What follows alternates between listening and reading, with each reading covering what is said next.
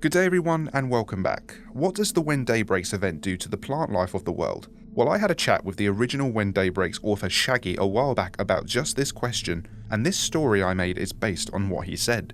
A thank you to all the patrons and members that keep this channel going, a quick word from today's sponsor, and we'll get started. Look at this, it's $9.99! The cute little orange blob is now a soft cuddly plushie. The lads at Fallen Foundry have been working very hard and we now have our own $9.99 plushie. If you would like your own tickle monster, then just follow the link below to the SCP shop. You'll be supporting the little guys and help to grow the SCP shop that we've all been working on. So yeah, hit up the shop using my link and get your own squidgy $9.99 plushie now. This was a bad idea. Samantha looked out through the crack in the shop window at the edge of the forest in front of her. The trees hung like melted wax sculptures, with strings of bark and foliage between them like jungle vines. Everyone in her small community knew that the woods were to be avoided. It was a death trap in there. Yes, plants are not dangerous. Yes, the trees would not hunt you down and drag you into the sunlight. However, wading through the sludge of the ecosystem was like trying to escape quicksand. But it was the only option left to her to get back to her group hiding in the shopping centre to the west. She had gone out to gather supplies from the convenience store she now found herself in, and her bag had accidentally bumped a car on the way. Stupid. The alarm had drawn the flesh in from miles around. They were everywhere, and they knew someone was here. Alarms don't just trigger themselves. She ducked back into cover as a human fox creature slithered by her, whispering its praises to the sun as it vanished around a corner. Fuck it, she had to act. Sam reached into her bag and pulled out a firecracker. These things were worth their weight in gold for providing a distraction. She would only have one chance. She winced and froze as the skylight opened with a screech. She listened for the chorus of babble, of the squelch of flesh, but there was nothing. Thank God. Sam set the firecracker in her slingshot, lit it, and fired it out of the open window. She stepped backwards and crouched next to the open door. 3, 2, 1. The distant pops and cracks sent the flesh into a frenzy. They all turned and rushed in the direction of the noise. This was her one chance. She made sure the coast was clear and bolted towards the forest. Samantha cursed herself as she pushed through the swamp of plant goo. It felt like she was trudging through a swamp. The grass, the bushes, the leaves, everything had melted into a mulch of green and brown slurry 2 feet deep on the floor. It bubbled slightly as the plants suffocated below began to decompose. The trees still stood tall, but their canopies drooped and the bark dripped down the trunks. Vines of melted twigs and leaves strung down from the top, creating a spiderweb complex of tripwires all around the base of the trees and across the denser parts of the forest. She kept to the open areas, but it was still hard going. Ironically, the sun was her lifeline.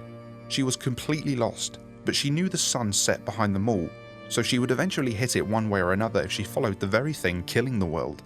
She jumped as she stood on something solid, probably a rotten branch or a rock maybe. Get a grip, she told herself. She stopped to thread a line from her bag under her many layers and drink some water. The heat and moisture lingered in the air, which made the strenuous ordeal of navigating this tar pit all the more tiring. She sighed and carried on. She needed to find her way out of here before nightfall. The log she had stood on previously slowly raised itself out of the sludge. A mass of moss and leaves parted to reveal a single eye watching Samantha as she limped forwards. This was a very bad idea. Samantha lay down in the sludge with just her eyes and nose peeking above the surface. She dared not move. The faint slopping sound grew closer. She had stopped to remove some sludge from her jacket when she both saw it and heard it. This great lumbering thing of melted plants and a human heading her way. Probably a doomed hiker from the start of this shit show. She held her breath as it made its way past her. It was even worse up close. Random streaks of flesh clung to the sticks and blended with the melted leaves to create something from the vision of a bad acid trip. Everything suddenly grew dark. She chanced a glance to see dark clouds obscuring the sun. Fuck. She hated storms. She prayed that the creature would move, but it just stood there looking around. Did it know she was nearby? Were the plants actually out to get them after all? A crack thundered above them, followed by a bolt of light. She whimpered. The creature moved away as the rain began to fall. Samantha thought she was being clever, that maybe following the creature would lead her out of the woods as it tried to find more like it in a town or something. In fact, more tiny flesh creatures were following it to join this creature. Thousands of tiny little flesh insects had begun crawling out, and all of them had seen Sam. She made her best attempt at a run while the rain and wind lashed at her face. The sun was completely gone now, and she was in a total panic. She was lost, alone, and had no idea what to do or where to go. The rain was mixing with the sludge to create an even more sticky and noisy solution. Another bolt lit up the woods while a thunderclap made her knees quiver. She turned to see the creature still following her, also being hindered by the soup as it walked on its bulky legs. The trees were moving. Sam looked in horror as she saw the tree trunks wrapped in flesh moving through the muck, fresh stringy vines entwined with flesh shooting between them all. She ran to the left and dropped into a river. The smell of stagnant water and rotting plants made her heave. She furiously began trying to swim through it, but it was like pushing against concrete. Another bolt and clap shook her. Memories returned of when she fell overboard in the storm as a child. Something grabbed her by the ankle. Samantha was pulled from the muck by the creature as it retracted its vine of meat. She choked as she was dragged through the soup by this thing, the foul waters filling her airways. It lifted her into the air. Vines on the trees wrapped around her limbs and held her suspended between the trunks. It removed her mask as she screamed in the rain. The trees swayed in the storm, and the creature waited patiently below for the sun to return.